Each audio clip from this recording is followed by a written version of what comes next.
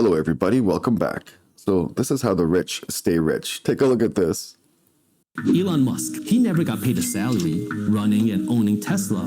He got paid in stock options. But the stock options that he gets or originally got were at $6 a share. So when the stock went up to $1,000 a share and he was given millions of these stock options, now he has on paper a lot of money, but that money isn't in his bank account. So what he does is instead of selling it and having an income, he goes to the bank and says, hey, I have these stock options which are worth billions of dollars. How about you give me a loan? 3, 4, 5% interest? No bank is going to say no to that because the value of this is so much, it's billions of dollars. I mean, you can make the number smaller, but no bank is going to say no. He takes that loan, pays 3 to 4 to 5% interest on it, and if his company grows, his stock value grows by 6%, he just made a profit on it. He didn't have to take any money out, never took an income, doesn't pay any taxes, and is able to now spend his money, live free, buy whatever he wants, live rich. All right, we're going to talk about CBDCs, Saudi Arabia, China, Russia, all that kind of stuff. Robert Kennedy Jr. running for president, and Japan going forward with Web3. And they have like a mobile company over there pledging like $4 billion for the Web3 infrastructure in Japan. Big news, people. All right, I don't know where to start here, but I'm going to start here. Robert F. Kennedy Jr. The Fed just announced it will introduce its FEDNOW central bank digital currency, CBDC, in July. CBDCs grease the slippery slope to financial slavery and political tyranny. While cash transactions are anonymous, a CBDC will allow the government to surveil all our private financial affairs. The central bank will have the power to enforce dollar limits on our transactions, restricting where you can send money, where you can spend money, and when money expires. Wow. I'm going to leave a link in the description for a couple books you guys should check out. It's in my pinned comments.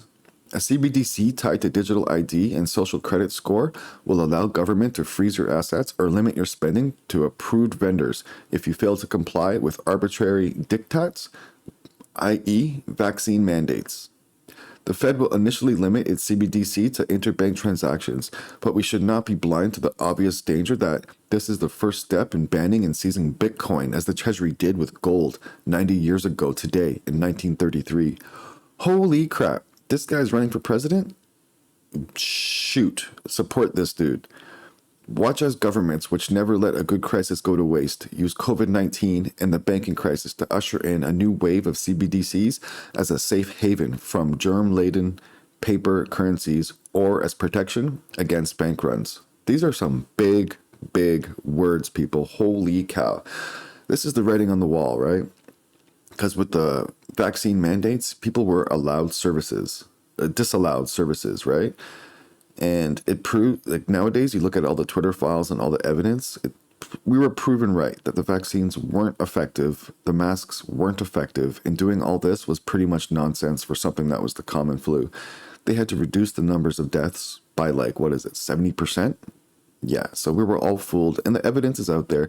You have doctors that were being censored and banned that were from Harvard and Stanford, and the head of the CDC at the time was left out of conversations because he knew it wasn't a natural virus, because he knew where it was created, and he was mentioning that, and he was left out. The head of the CDC was left out of conversations about how to handle this whole pandemic over the past couple of years. So our eyes have been opened up, and this guy here seems to be on the right page. We know that we cannot trust big corporations to run our social media or to run our governments. We've proven that already. And this will be the next step, right? They use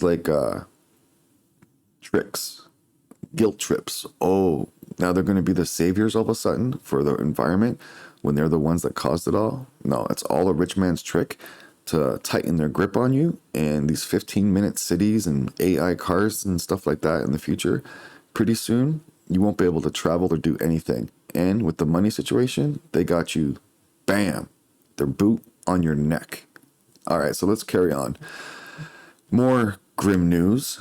So where are you guys investing? Where are you putting your money? I'm thinking of just double down on Bitcoin, and I might get some precious metals. I might start getting silver. Top Saudi Iranian diplomats to meet in China. Era of U.S. involvement in region is over. This is like Crazy times we're living in. A major meeting of the top envoys from Saudi Arabia and Iran is expected to happen in Beijing on Thursday, as the next significant step in the China-brokered rapprochement and normalization of ties between the longtime enemies takes shape. This is history in the making. As Reuters underscores, the meeting between Prince Faisal bin Farhan Al Saud and his Iranian counterpart Hossein, oh my lord, Amir Abdollahian, sorry buddy, will be the first formal meeting between Saudi Arabia and Iran's most senior diplomats in more than 7 years. Now, this is what we should be worried about right here. The era of the United States involvement in this region is over. The regional countries are capable of preserving security and stability in the Middle East without Washington's interference, another Iranian official said. Yeah, so this BRICS deal that's going on, it's not too good. On the issue of China, the powerful U.S. rival leading the way in brokering peace, Saudi-owned Al-Sharak Al-Awasat newspaper cited a source in, man, this is too much to read, to say that choosing China as host country for the meeting came as an extension of Beijing's positive role in reaching the agreement and facilitating communication between the two countries. Yeah, so they're building ties. Russia, Mexico, Brazil, India. It's not looking good. They want to create their own currency, back it with gold, and start doing trades that way. The people are sick and tired of the influence of the United States. Not good. So Robert F. Kennedy Jr. also recognizes this. The collapse of U.S. influence over Saudi Arabia and the kingdom's new alliances with China and Iran are painful emblems of the abject failure of the neocon strategy of maintaining U.S. global hegemony with aggressive projections of military power. Yeah. So we've gone too far with the military. These other countries are colluding, and they're pretty much going to take down the American dollar or knock it down a few notches. Why would any country holding American dollars choose a falling asset when they can choose a brand new one being used and thriving? It's a big thing to think about. All right, so this guy, he might be running for president. Big news. We might have to support this guy. Let's talk about Japan. Japan approves Web3 white paper to promote industry growth in the country. So as countries are adopting, America is making it like so hard. It's because they don't want freedom for the people, right? And all these other nations, like the BRICS and this and that, they have horrible human rights violations. Horrible. And if they take over and America and the West get like to a lower level of standards, we can easily be flipped into their system. Social credit scores and things like that. It's pretty much already there, just like under the guise of democracy. So the document proposes more tax reform, clearer accounting standards, and a DAO law. The UK as well is looking to become like a hub for crypto, so I don't know what the state's problem is.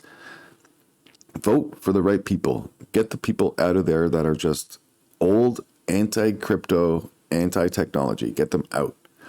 Japan's ruling Liberal Democratic Party Web3 project team has published a white paper laying out recommendations for growing the country's industry, which has become part of national strategy under Prime Minister Fumio Kishida's administration.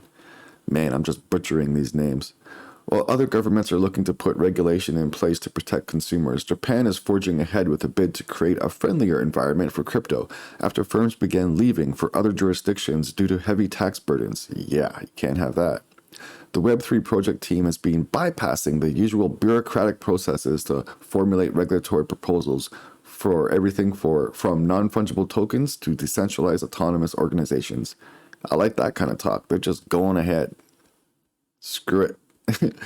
The cryptocurrency industry has been driven by early adopters, but it will shift to mass adoption from now on, said Secretary General of the party's Web3 project team, Akihisha Shiozaki, in an interview with CoinDesk Japan. Big news, and here's where some big money comes in. Shiozaki pointed out that major players in Japan have started to enter the market. Japanese mobile phone operator NTT Docomo pledged to invest up to 600 billion yen That's $4 billion, people, into Web3 infrastructure, and major financial institutions are looking to issue stablecoins. Wow. All right, so Japan, full steam ahead. And we got this guy here, Robert F. Kennedy Jr. He's pointing out the things that we like to hear. If he's running for president, you have to support this guy. Wow. I love it. All right, everybody. What are you doing with your money? Are you keeping it in dollars? Who cares? Or are you going to invest? This is the crypto realm. Play hard, trade smart. Hello, fellow adventurers. Are you tired of lugging around those big, heavy, and noisy generators on your camping trips? Well, you're in luck. The Bluetti generator is here to make your life easier and your camping experience more enjoyable. Let me tell you, these generators are game changers. They're ultra portable and lightweight, making them perfect for taking on the go. And don't be fooled by their small size. These little guys pack a powerful punch. You can power up your devices, lights, and even small appliances like blenders or coffee makers, all with ease. But here's the best part. The Bluetti generators are super quiet. That's right, no more noisy interruptions to your peaceful camping experience. You can power up your gadgets without disturbing the peace and quiet of the great outdoors. And the utility of these generators doesn't stop there. They're also great for emergency backup power during power outages or natural disasters. Keep your lights on and your devices charged, no matter what life throws your way. So why settle for those clunky, noisy, and heavy generators when you can have a portable and powerful solution that makes your camping life easy?